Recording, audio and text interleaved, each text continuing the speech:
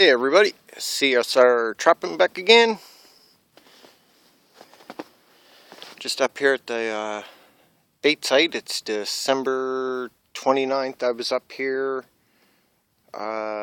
Christmas Eve, and I got a beaver Christmas Eve. So that was that. But I showed up here today at the old bait site. I had brought up some 220s. I was told I could put 220s in trees for bobcats and stuff, and well, I got here today.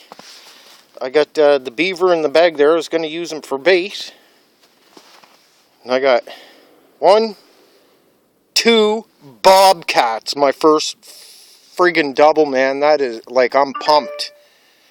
This one is huge. I'm assuming this one's just like a kitten, because again, like I say, he's not big at all, like at all. Like I've seen dogs bigger than that, but this one here, this is a nice size one. This one's a little frozen up. This one was all wrapped up around a tree there. Thank God it had no. I already looked on him. He's got no pitch or anything, but yeah. So yeah, so that's the. That's what we got today on the old trap line, is 2 bobcats. Man, I was pumped when I didn't even see the second. All I seen was this one at first. And I was like, oh, like, wow, right on. I was pumped. And then I started roaming around. I was, well, whatever, should I even bother checking the other ones? Because there's probably nothing there. And I was like, well, I might as well. I'm here. And nothing else to do, and well, there's what I found in the next one, man. It was awesome. So yeah, I'm not exactly sure if I should continue to keep setting up here and see what else may come. I did take some of the snares, and I did make the loops a little bit smaller. I think I had them out. I believe I measured it. It was like I think it was out to like 10 or 11 inches when I made the loop itself after hanging it. But I've brought it down to about 8 inches. I'm just starting to wonder if maybe stuff is actually like walking right through, like through the snares. But yeah, I'm quite sure you guys will let me know about that stuff.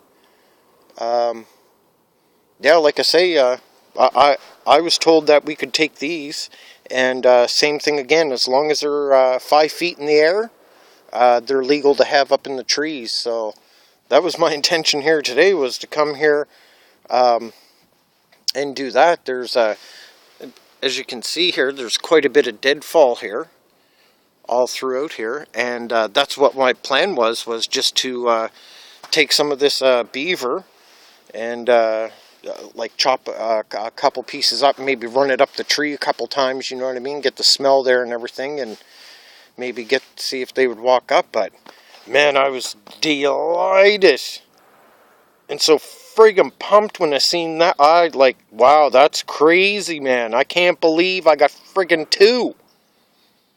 It's awesome. So that's 3 bobcats this year. That's crazy. Mind you now too, the area I'm at, I really don't want to say where I'm at, but the area I'm at, quite a few people have reported seeing like a lot of bobcats and a lot of coyotes in this area, as well as just before the winter actually started coming on. The area I'm up in is heavily populated with bears. Like, it's crazy how many bears are up here. If I actually, probably about 3-4 years ago, if I went, I think, where am I at here? Yeah, I think if I went straight out that way, probably went about maybe about a click and a half. I had bear barrels up there, and yeah, I had a couple pretty big ones coming to the barrels there a few years ago. The only chance that I ever had at him was the bear had actually come. He had circled me a few times, and he had stuck his head. Is all I could see was just his head. He had just started to stick his head out. All of a sudden, he just stopped and drove his head straight up into the air. I could see his nostrils going back and forth, and he just backed right back into the wood. It didn't even bother. Like, it was just like he just backed up and just disappeared again. So that's my experiences with bears anyhow. As far as hunting goes, that's the closest as I've ever come, is one poke his head out, and he must have smelled me or something, and he just drove his head right back into the bush. Didn't even see him after that. Didn't hear him, nothing. So yeah. So hopefully everybody had a good Christmas. I know Santa was good to me. He brought me a beaver and some new hunting stuff and what have you. Hopefully everybody stayed safe, and Santa was good to everybody, and everybody got to have some family time and what have you.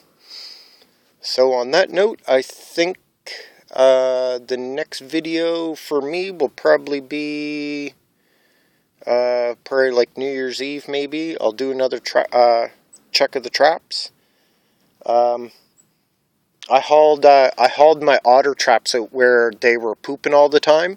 I've just hauled them out of there. That pond is just like solid ice now, and in order for me to be legal, they have to be in the water. So yeah, I just hauled them out of there. I'll try it again next year maybe. Hopefully I can get something, but them ponds are pretty much like solid ice back there.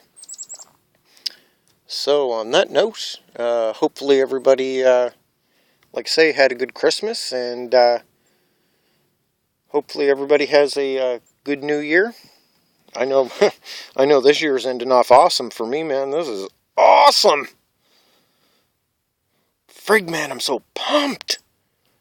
I just can't believe how small that thing is. Oh man, that's crazy. That must be, like I say, I'm quite sure you guys will let me know. But he only looks like maybe this year's kitten, maybe? Like I say, he's not very big at all. Like, Christ, I've seen little friggin' dogs bigger than that. But like I say, this one here, I mean, it just, like, I'm going to assume and say this might be Mom. And that might be the kitten, I guess, is what I'm assuming. But like I say, you guys will know. And let me know, I'm sure.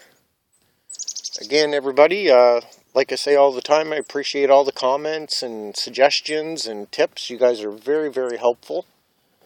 Couldn't ask for a better bunch of people. So on that note, thank you, everybody. And we'll be talking to you probably in the new year. So on that note, have happy holidays, everybody. And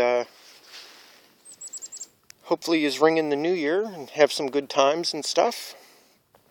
And yeah. So on that note, take care, everybody. Be safe and happy trapping.